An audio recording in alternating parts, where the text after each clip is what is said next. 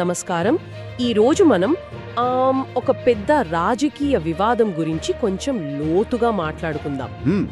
నమస్కారం. అవును, బీహార్ ఎన్నికల వేడిలో ఈ ఫైల్స్ ఇష్యూ, ఓట్ల దొంగతనం ఆరోపణలొచ్చాయి కదా, దాని గురించేనా? అదే అసలు హర్యానాలో మొదలైన ఆరోపణలు, అంటే లక్షల నకిలీ ఓటర్లు అన్నవి. కానీ దాని ఇంపాక్ట్ అంతా బీహార్ ఎన్నికల మీద పడింది. ఎలా జరిగింది ఇది? అసలు నిజమెంత? అదే కదా ఆశ్చర్యం. రాజకీయ పార్టీలు, ఎలక్షన్ కమిషన్, ప్రజలు, వీళ్ళందరి స్పందనేంటి, ఇవన్నీ అర్థం చేసుకోవడమే మన ఉద్దేశ్యం. ముఖ్యంగా బీహార్ రిజల్ట్స్ ఇంకో కొన్ని రోజుల్లో వస్తాయి అనగా ఇది చాలా ఇంట్రెస్టింగ్ టాపిక్. కరెక్ట్. సరే, మరి ఈ ఫైల్స్ కవేంటో చూద్దామా? తప్పకుండా. ఇది ఎక్కడ మొదలైందంటే నవంబర్ 5 ఢిల్లీలో రాహుల్ గాంధీ ఒక ప్రెస్ మీట్ పెట్టారు. గుర్తుంది. అక్కడ ఆయన చెప్పింది చాలా సీరియస్ విషయం. హర్యానాలో ప్రతి 8 మంది ఓటర్లలో ఒకరు నకిలీ అట. అంటే దాదాపు 25 లక్షలు. 25 లక్షల అంటే 12.5%. అబ్బో! అవును, ఇదేదో పొరపాటు కాదు, బీజేపీ, ఈసీఐ కలిసి ప్లాన్ చేసిన కుట్ర అన్నారు. దానికి ఆపరేషన్ సర్కార్ చోరీ అని పేరు కూడా పెట్టారు. కేవలం ఆరోపణే కాదు, ఏదో ఉదాహరణ కూడా చూపించినట్టున్నారు కదా. కరెక్ట్. ఒక బ్రెజిలియన్ మోడల్ లారిసా నేరీ అని, ఆమె ఫోటోనే 22 వేర్వేరు ఓటర్ ఐడి కార్డుల్లో వాడారని చూపించారు. అది పెద్ద సెన్సేషన్ అయిందప్పుడు. మరి ఆ టైమింగ్ కూడా, Bihar first phase polling November 6 అయితే ఇది నవంబర్ 5న బయటకు రావడం, అంటే ఎన్నికల ముందు రోజే. ఎగ్జాక్ట్లీ. అంతా కావాలనే చేశారని విమర్శలు వచ్చాయి.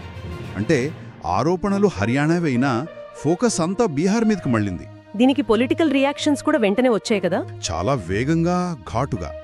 రాహుల్ గాంధీ ఏమో యువతను, జెన్జెడ్ను ఉద్దేశించి మీ భవిష్యత్తును దొంగిలిస్తున్నారు, సత్యం అహింసతో పోరాడండి అని పిలుపునిచ్చారు. ఇది రాజ్యాంగంపై దాడి అని కూడా అన్నారు.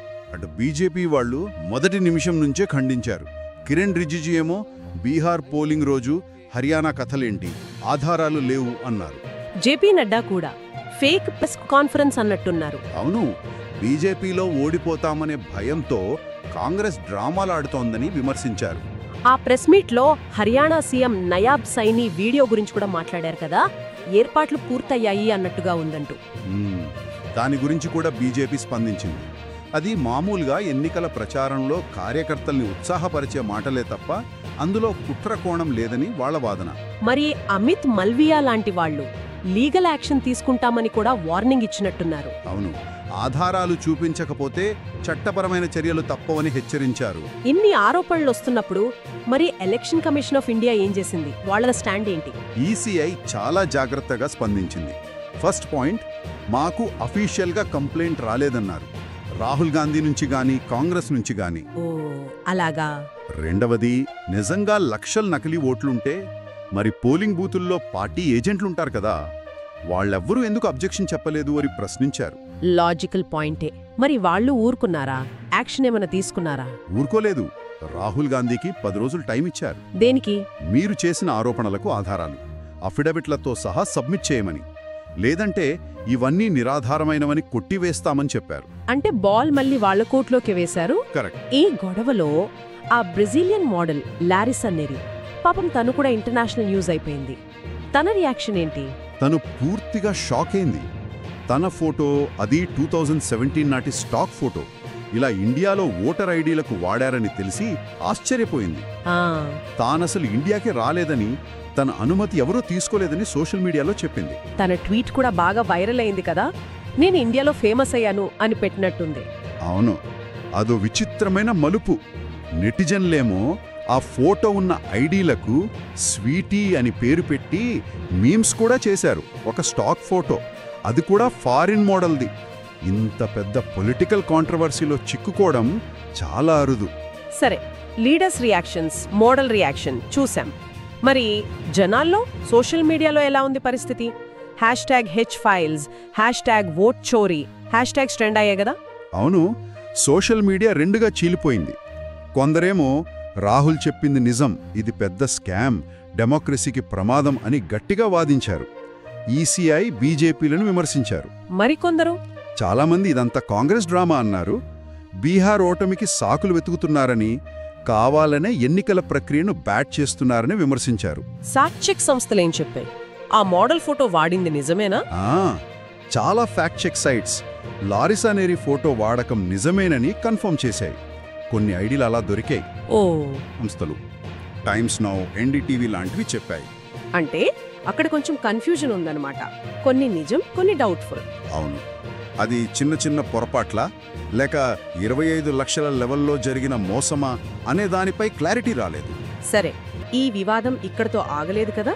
Special intensive revision SIR survey అని ఇంకో ఇష్యూ వచ్చింది. దాని సంగతేంటి? అది మరో ముఖ్యమైన యాంగిల్. ప్రియాంక గాంధీ ఈ SIR సర్వేపై ఆరోపణలు చేశారు. SIR అంటే ఓటర్ లిస్టులను రివైజ్ చేసి డూప్లికేట్లను, చనిపోయిన వాళ్ల పేర్లను తీసేయడం. అది రెగ్యులర్ ప్రాసెసే కదా? అవును. కానీ ఈ SIR పేరుతో దేశవ్యాప్తంగా 65 లక్షల ఓట్లు, ముఖ్యంగా మహిళల ఓట్లు తీసేశారని ప్రియాంక అన్నారు. రాహుల్ గాంధీ కూడా ఈ సర్వే బీజేపీ కంట్రోల్లో జరుగుతోందని, సుప్రీంకోర్టు మానిటరింగ్ కావాలని డిమాండ్ చేశారు. గతంలో తెలంగాణ, ఏపీలో కూడా ఇలాంటి కంప్లైంట్స్ వచ్చినా పెద్దగా నిలవలేదు కదా. మరి ఇప్పుడు ఎందుకింత సీరియస్ అయింది? అంతేకంటే ఇది దేశవ్యాప్తంగా బీహార్తో కలిపి దాదాపు 51 కోట్ల ఓటర్లకు సంబంధించిన విషయం. ఇప్పుడు కాంగ్రెస్కు డైలెమా. సర్వేని బహిష్కరిస్తే లిస్టు సరిగ్గా అప్డేట్ అవ్వక బీజేపీకి లాభం అవ్వచ్చు. సహకరిస్తే తమ ఓట్లు పోతాయేమో అని భయం. ఇది కొంచెం కాంప్లికేటెడ్గా ఉంది. ఈ మొత్తం ఇష్యూ అసలు మన ఓటర్ లిస్ట్ రివిజన్ ప్రాసెస్ ఎంత ట్రాన్స్పరెంట్గా ఉంది, దానిపై పార్టీలకు, జనాలకు నమ్మకం ఎంతవరకుంది అనే ప్రశ్నలను లేవనెత్తుతుంది. ఈ ఆరోపణలు, ప్రత్యారోపణలు ఇంకా కొనసాగాయి. బీజేపీ ఎంపీ రాకేష్ సిన్హా మీద కూడా ఏదో ఆరోపణ వచ్చింది.